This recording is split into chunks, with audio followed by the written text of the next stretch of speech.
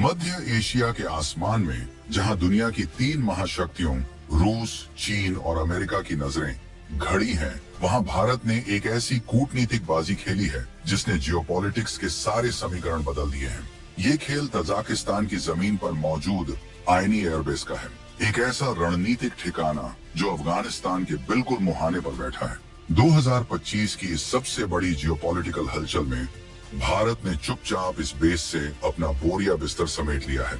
लेकिन ये कोई मामूली वापसी नहीं है, ये एक ऐसा मास्टर स्ट्रोक है जिसने भारत के सबसे पुराने दोस्त रूस के लिए एक अभेद्य किला तैयार कर दिया है और अमेरिका के सारे मंसूबों पर पानी फेर दिया है। भारत ने चली ऐसी चाल, सेंट्रल एशिया में अमेरिका का निकला दिवाला, ताजिकिस्तान में भारत का चक्रव्यूह, पुतिन को मिला तोहफा, सदमे में आया व्हाइट हाउस, अफगानिस्तान के पड़ोस में रूस का राज, भारत ने बिछाई नई बिसात, चीन अमेरिका देखते रह गए। आईनी एयरबेस का खुला राज, भारत के एक फैसले से सेंट्रल एशिया का बदला मिजाज। भारत ने छोड़ा अपना किला, रूसी भालू की ताकत देख दुनिया का दिल दहला। अमेरिका की घेराबंदी को भारत ने तोड़ा, पुतिन के लिए सबसे कीमती खजाना छोड़ा। जब दुनिया ये बहस कर रही थी कि भारत यूक्रेन जंग के बाद रूस से दूर जा रहा है, तब भारत ने पर्दे के पीछे दोस्ती की एक ऐसी मिसाल कायम की है जिसने व्हाइट हाउस में बैठे रणनीतिकारों के होश उड़ा दिए हैं। भारत का ये त्याग रूस के लिए एक वरदान कैसे बन गया? आखिर भारत ने 20 साल से ज्यादा पुरानी अपनी मौजूदगी को अचानक खत्म क्यों कर दिया? इस बेस के खाली होते ही वहां रूसी सेना ने कब्जा क्यों जमा लिया? क्या ये भारत और रूस की मिली भगत थी? इस तोहफे के बदले में भारत को पुतिन से क्या मिलने वाला है? और सबसे बड़ा सवाल, अमेरिका जो इस पूरे इलाके पर अपनी गिद्ध दृष्टि गड़ाए बैठा था, उसे इस खेल से बाहर कैसे फेंक दिया गया?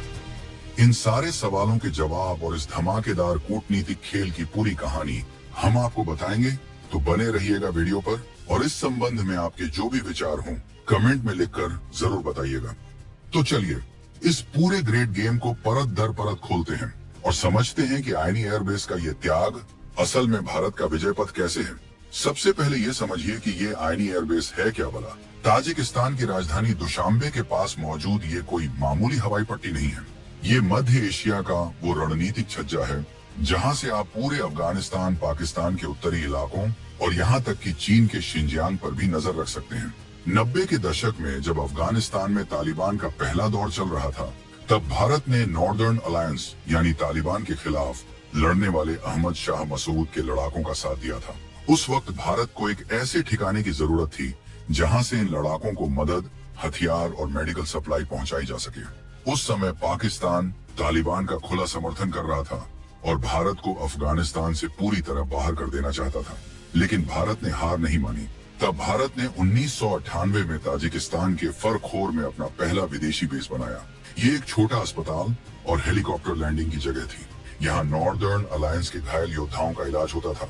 2001 में अमेरिका के आने के बाद खेल बदला और भारत ने अपनी नजरें आईएनई पर गड़ा दी, जो फरखोर से ज्यादा बड़ा और रणनीतिक तौर पर बेहतर था।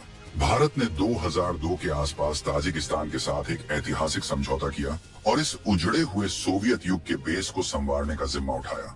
भारत ने इस बेस पर करोड़ों डॉलर खर्च किए, इसकी 3200 मीटर लंबी हवाई पट्टी को आधुनिक बनाया, बड़े बड़े हैंगर बनाए और एक नया एयर ट्रैफिक कंट्रोल टावर खड़ा किया। भारत का शुरुआती प्लान तो यहाँ MiG-29 जैसे लड़ाकू विमानों का एक स्क्वाड्रन तैनात करने का था, ताकि पाकिस्तान और चीन पर एक साथ उत्तरी मोर्चे से दबाव बनाया जा सके। लेकिन ये खेल इतना आसान नहीं था। रूस, जो ताजिकिस्तान को अपना पिछवाड़ा समझता है, वो नहीं चाहता था कि भारत वहाँ स्थायी रूप से लड़ाकू विमान तैनात करे। अमेरिका भी इस बेस पर नजर गड़ाए बैठा था। ये एक ऐसी कशमकश थी जिसमें भारत ने जबरदस्त समझदारी दिखाई। भारत ने इसे एक लड़ाकू बेस बनाने के बजाय एक लॉजिस्टिक्स हब के तौर पर इस्तेमाल करना शुरू किया। यहाँ भारतीय वायुसेना के Mi-17 हेलीकॉप्टर तैनात किए गए। इन हेलीकॉप्टरों का काम ताजिक सेना को ट्रेनिंग देना और अफगानिस्तान में चल रहे भारत के खरबों डॉलर के डेवलपमेंट प्रोजेक्ट्स जैसे सलमा डैम और वहां की संसद को मदद पहुंचाना था। ये बेस 20 सालों तक भारत के लिए मध्य एशिया में पावर प्रोजेक्शन का एक मूक प्रतीक बना रहा। ये भारत की वो आंख थी जो दुश्मन के हर मूवमेंट पर नजर रखे हुए थी। लेकिन 2021 में सब कुछ बदल गया। अगस्त 2021 में अमेरिका ने अफगानिस्तान से अपनी सेनाओं को जल्दबाजी में वापस बुलाया और तालिबान ने काबुल पर कब्जा कर लिया। जिस नॉर्दर्न अलायंस के सहारे भारत वहां टिका था, वो ताश के पत्तों की तरह बिखर गया। अफगानिस्तान में भारत की मौजूदगी रातों रात शून्य हो गई। अब सवाल ये उठा कि जिस बेस का मुख्य काम अफगानिस्तान को सप्लाई पहुंचाना था, जब अफगानिस्तान में ही भारत का कोई दोस्त नहीं बचा, तो उस बेस का क्या काम? भारत के सामने दो रास्ते थे। या तो ताजिकिस्तान पर अरबों डॉलर खर्च करके इस समझौते को आगे बढ़ाया जाए, या फिर चुपचाप वहां से निकल लिया जाए। 2023 की शुरुआत तक भारत ने अपना सारा सामान, अपने सैनिक और अपने हेलीकॉप्टर वहां से वापस बुला लिया। दुनिया भर के डिफेंस एक्सपर्ट्स ने इसे भारत की हार बताया। उन्हें लगा कि भारत ने मध्य एशिया का मैदान छोड़ दिया है, चीन और पाकिस्तान की जीत हुई है। लेकिन असली खेल तो अब शुरू हुआ था, जिसकी भनक किसी को नहीं लगी। भारत के बेस खाली करते ही वो हुआ जिसने अमेरिका और चीन दोनों को चौंका दिया। सूत्रों के मुताबिक आइनी एयरबेस पर अब रूसी सेना ने कमान संभाल ली है। ये कोई इत्तेफाक नहीं था, ये एक सोची समझी रणनीति थी। ये भारत का अपने सबसे भरोसेमंद दोस्त रूस के लिए एक मास्टर स्ट्रोक था। इसे समझिए, 2022 से रूस यूक्रेन में एक भीषण जंग लड़ रहा है। अमेरिका और पूरे पश्चिमी जगत ने रूस को आइसोलेट करने, उसे अलग थलग करने के लिए एड़ी छोटी का जोर लगा दिया है। हर कोई रूस पर आर्थिक प्रतिबंध लगा रहा था। पश्चिम को पूरी उम्मीद थी कि भारत, जो अमेरिका के क्वाड का हिस्सा है, वो भी रूस से दूरी बना लेगा। उन्हें लगा था कि भारत अब अमेरिकी खेमे में पूरी तरह आ चुका है। लेकिन भारत ने न सिर्फ रूस से रिकॉर्ड तोड़ सस्ता तेल खरीदा, बल्कि अब 2025 में उसे मध्य एशिया का सबसे रणनीतिक एयरबेस गिफ्ट में दे दिया। ये पुतिन के लिए किसी तोहफे से कम नहीं है। ये उस वक्त दिया गया तोहफा है जब रूस को दोस्तों की सबसे ज्यादा जरूरत थी। ये बेस रूस के लिए इतना जरूरी क्यों है? क्योंकि रूस के लिए ताजिकिस्तान उसकी सॉफ्ट अंडरबेली है, यानी सबसे कमजोर हिस्सा।